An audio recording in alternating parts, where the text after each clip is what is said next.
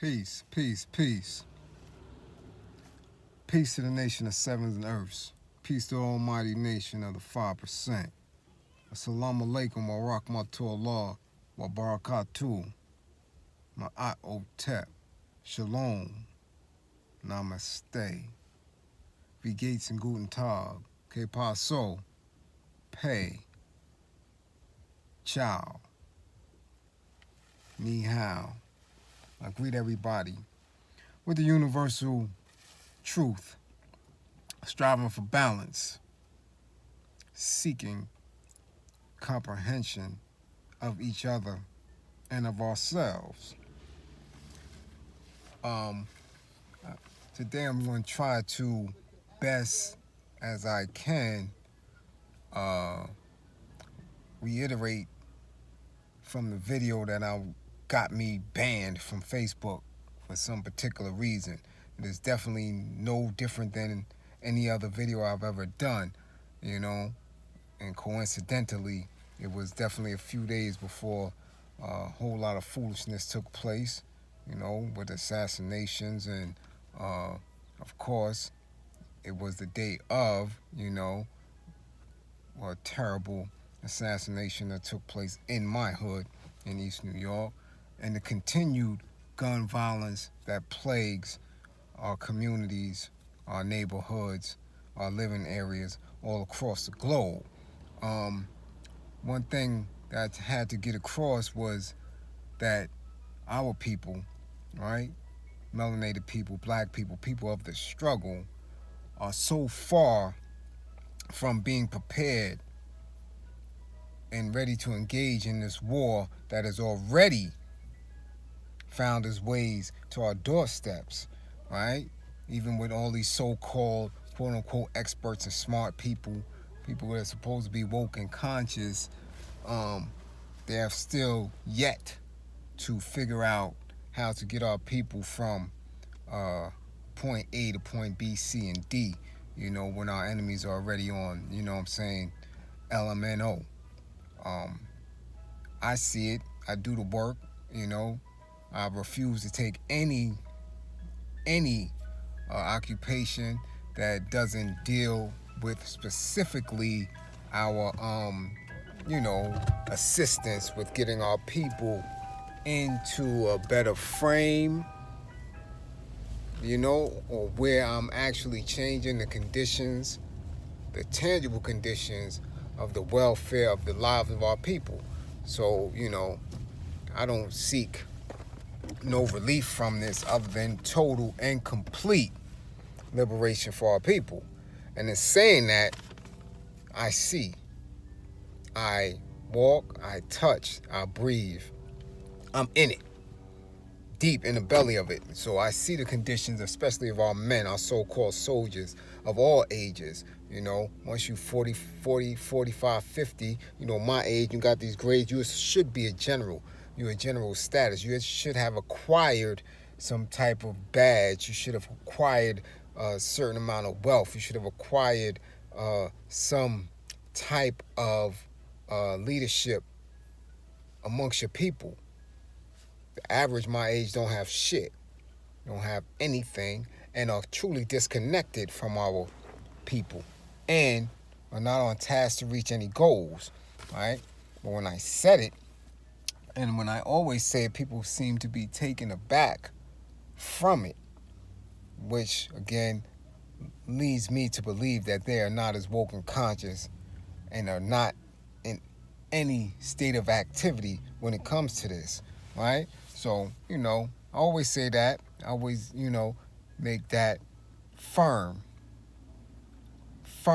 belief part of my message, because any true revolutionary had a 3-year run, no more than 3 years, and they was taken out.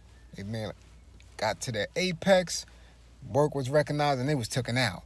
So if they have more than that, with a high visibility, and I mean longer than 3 years, you can start to question the effectiveness of their message, or even if they are on task with it, And people always want to, get in their chest and get in their feelings when I say it. If it's not you, if it doesn't apply, let it pass. But I'm no dummy.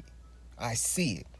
I'm in here. I'm in the streets with our mentally ill brothers and sisters, with our drug addicted brothers and sisters, with our homeless brothers and sisters, with our off balance and off beat young adults and teens and babies on a daily basis getting my work in. And if you are down on this level in the trenches with me, then you too will know and realize and recognize what I'm saying and what I continue to say. We are far from ready. You dig what I'm saying? Because if 5% has knowledge of self, only 1% of that 5% is ready to do anything with it. And even less than that is ready to actually engage in the enemy.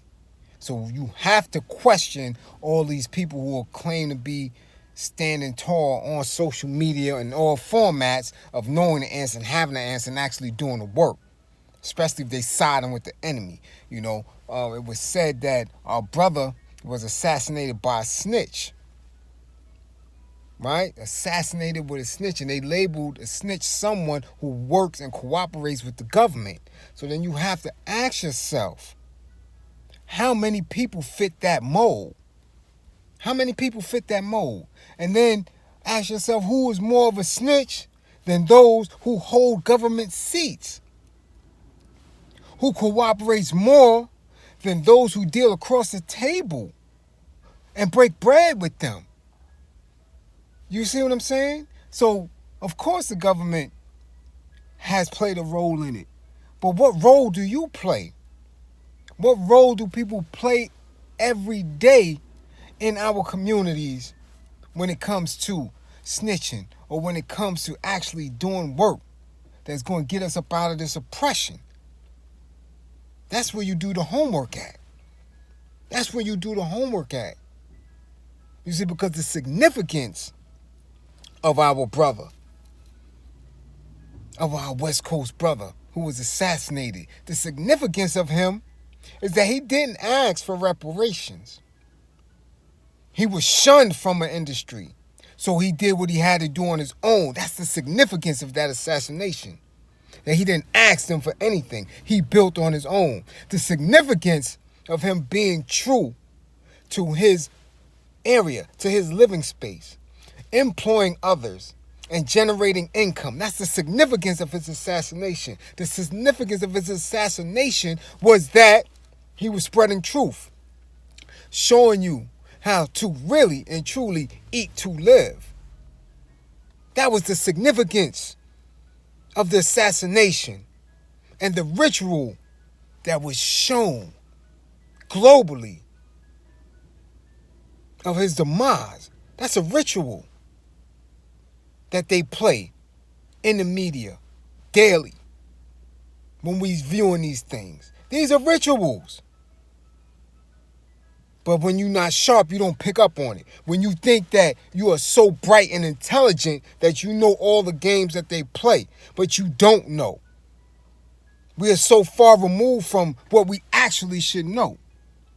Because even in the language that we speak, even in the halls of their educational institutions, we're learning from a point of oppression.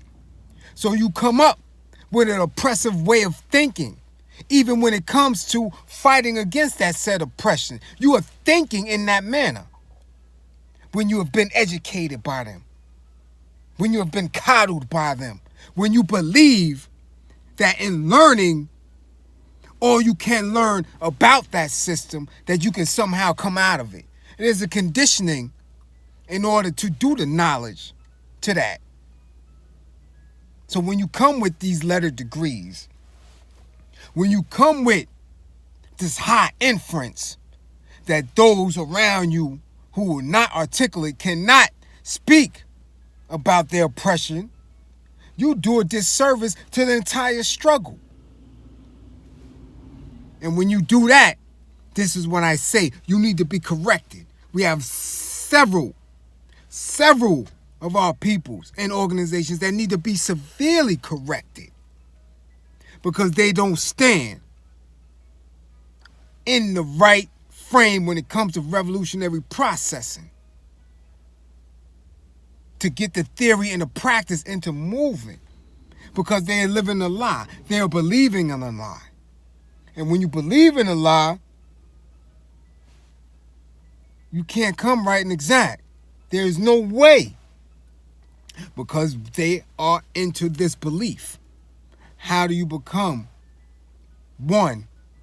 To come up outside of that is to actually put in the work, to have actually seen your oppressor on their knees, to have actually come through your own frame of consciousness to pulling out of that system.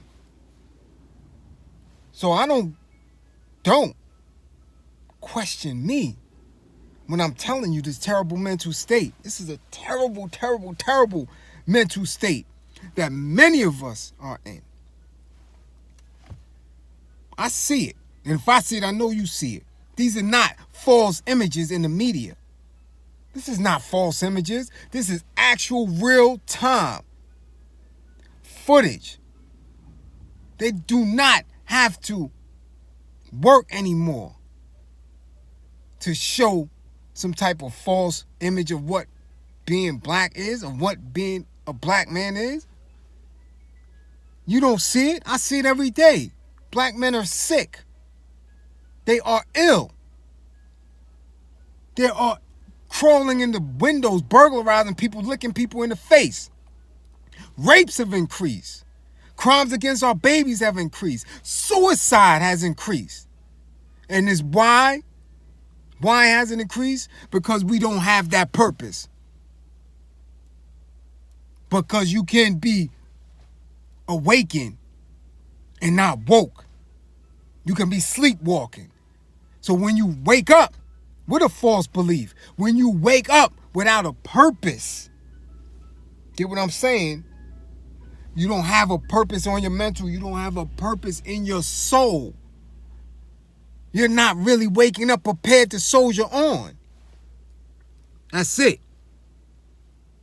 And blacks are the first ones to suppress the revolutionary spirit and energy of other blacks. It's an automatic response when you have been conditioned to believe in a bag, when you have been conditioned to believe that certain behaviors can get a pass. Because you want to rock. You want to believe in the promise of a dream. The American dream has always been to acquire land. The American dream has always been to oppress, to make those under you work, to pimp, to keep people subjugated. That is the American dream. So when you acknowledge it and want a piece of it, whether consciously or subconsciously, you are a co-conspirator in the dehumanization of our people.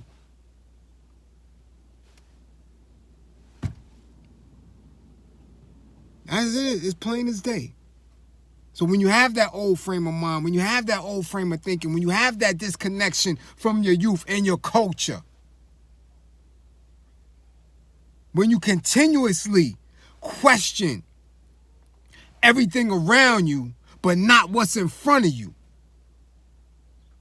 as if what they are saying is absolute truth, and then we're supposed to work from there, you are the problem, and you need to be corrected. That's not coming from a point of hate. That's coming from a point of love. Revolution, love inspired. Always, it has to be. It has to be. And that comes from a love of self. So this is what got me banned. Because I push love from a standpoint of dealing with actual facts. Actual facts. We don't make deals. We don't beg. We don't barter. We don't want no reparation from you. You can't give us nothing back. Not at all. Keep this shit. We gonna do fine. Trust me. So that's all that was said. And if it ruffled a few feathers, if it made a few people check where they're at, so be it. I'm gonna always be 1,000 with mine. Always. We are in a terrible state. Our people are not ready. But that is the point at which we can get ready, by acknowledging that. Salute.